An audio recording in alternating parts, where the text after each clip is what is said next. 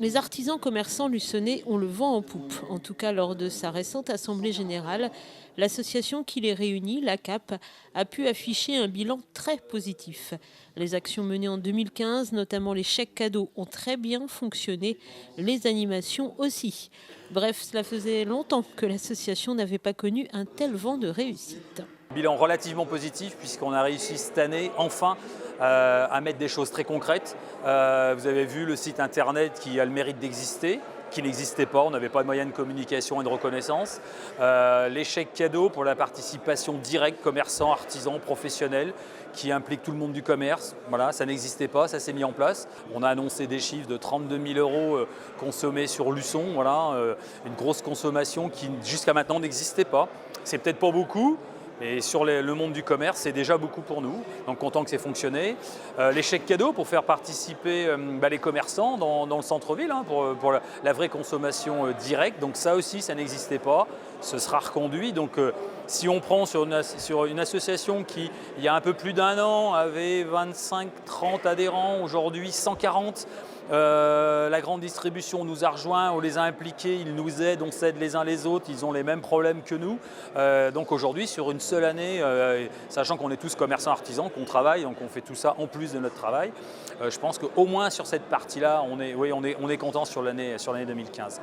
Et l'intégration des grandes surfaces au sein de l'association, si elle ne s'est pas fait sans heurts, est depuis bien assimilée. Le commerce a beaucoup changé, a beaucoup évolué. Aujourd'hui, il y a des commerces qui disparaissent, d'autres qui arrivent à la place, plus de services, moins de commerçants.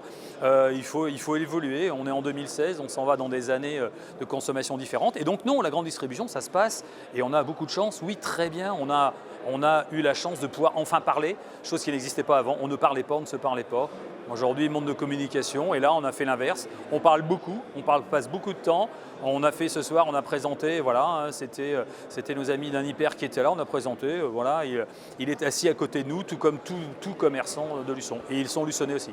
Pour 2016, animations et chèques cadeaux seront reconduits, mais la CAP mise sur 2 rendez-vous majeurs, à commencer par les 1er, 2 et 3 avril, un salon de l'habitat Espace Plaisance qui réunira 42 exposants.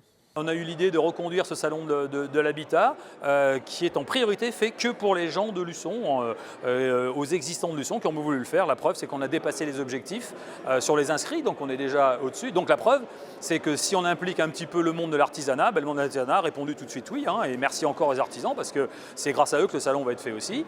Donc ça, c'est une chose. Et puis l'autre chose, c'est le rallye auto. Enfin, cette balade automobile, c'est pas un rallye, c'est une balade, hein, c'est simplement convivial, promenade, pour faire connaître la ville de Luçon.